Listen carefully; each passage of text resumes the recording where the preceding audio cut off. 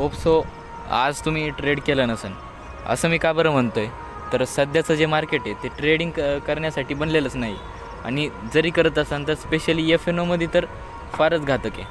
तर असं म्हणण्याचं कारण काय, तर सध्याचं मार्केट जर बघितलं तर एक कन्सॉलिडेशनमध्ये गेलेलं आहे आणि त्यात पण एक महत्त्वाची गोष्ट म्हणजे ऑल टाईम हायच्या जवळ कन्सॉलिडेशनमध्ये गेलेलं आहे. एक टाईम करेक्शन आहे आला आपण म्हणतो की मार्केट एकाच रेंजमध्ये समोर कन्सॉलिडेट करत जात राहतं. तर मार्केटला नेमकं म्हणायचं आहे काय, वरती जाणार आहे, खाली जाणार आहे का असंच कन्सॉलिडेशन चालत राहणार आहे. तर मार्केट त्याला स्वतःचं टायमिंग घेतं आहे की जी पण पुढं न्यूज आहे जी अमेरिकन फेडरल रिझर्व्ह बँक जी आहे ती रेट कटची जी न्यूज देणार आहे त्याच्यावरती कसं रिॲक्ट करू. म्हणजे जर का खरं तर याला रेट कटची न्यूज म्हणणं थोडं अयोग्य ठरेल, कारण की रेट कट होतात आहे का रेट हाईक होतात हे सांगता नाही येणार. पण मला तर नाही वाटत की US गव्हर्नमेंट एवढे मोठी रिस्क घेईन त्यांच्या निवडणुकीच्या तोंडावरती रेट हाईक करायची. कारण जर रेट हाईक झाले तर जगभरातले सगळेच मार्केट USA सकट एकदम लय दणकन आदळणार आहे. तर चला व्हिडिओला सुरुवात करूया. बॅकग्राऊंडचा जो पण तुम्हाला बँजोचा आवाज येतो आहे तर आज गणपती विसर्जन आहे आणि आमच्या नारायणगावमध्ये इतकी गणेश मंडळ आहे का दिवसभर बँजो ढोलताशे वगैरे DJ सगळं चालू असते. त्याच्यामुळं एन्जॉय करा हा बॅकग्राऊंड साऊंड पण. ठीक आहे. तर अशा मार्केटमध्ये एक डिसिप्लिन ट्रेडर काय करतो, तर काहीच करत नाही. तुम्ही कुठंतरी फिरायला जा, नाहीतर मग गणपती विसर्जनाचा आनंद घ्या.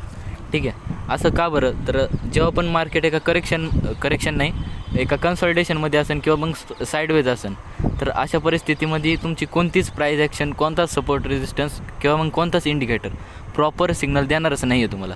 तुमचे सगळं काही फेल होणार आहे. जर एका अर्धा ट्रेड लागला तुमच्या हाती तर मग तुमचं नशीब प्युअर सट्टा आहे समजून घ्या तुम्ही.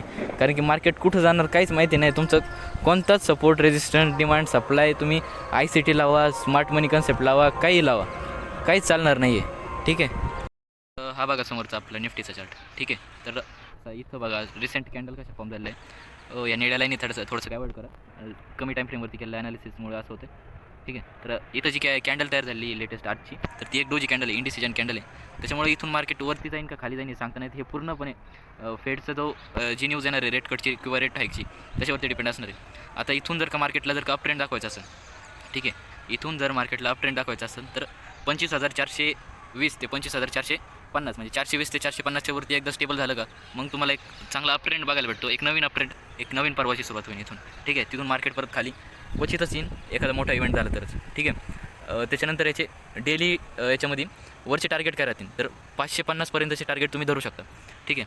आणि इथून जर पडला तर जर फेडरल बँकची न्यूज जर निगेटिव्ह असली, जर रेट हाईकची असली तर इथून मार्केट डायरेक्ट 700-800 पॉईंटचं करेक्शन तुम्ही एक्सपेक्ट करू शकता.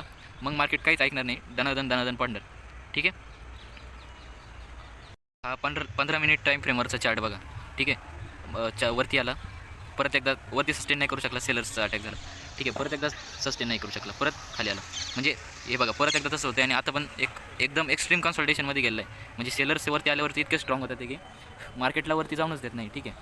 त्याच्यामुळे जरासं कॉशियसली ट्रेड केलं पाहिजे. आणि असा विषय नाही की ही परिस्थिती आजची कालची, सोमवारपासूनच म्हणजे आजचा ह्या आठवड्याचा असा म्हणजे खराबच गेलेला आहे माझ्यासाठी तरी. कारण सोमवारपासून एकही ट्रेड धडाचा हाती नाही लागत आहे किंवा मग मी ट्रेडच करत नाही आहे. एक अर्धा इक्विटीमध्ये घेतला तेवढाच, FNOपासून पूर्णपणे दूर आहे. व्हिडिओ इथंच एंड करूया. तो चलिए आज के लिए इतना ही. आपकी तरह मैं भी मायूस हूँ मार्केट साइडवेज होने की वजह से, लेकिन उम्मीद पर दुनिया कायम है. दिल दुखा है लेकिन तुटा तो नहीं और उम्मीद का दामन छुटा तो नहीं.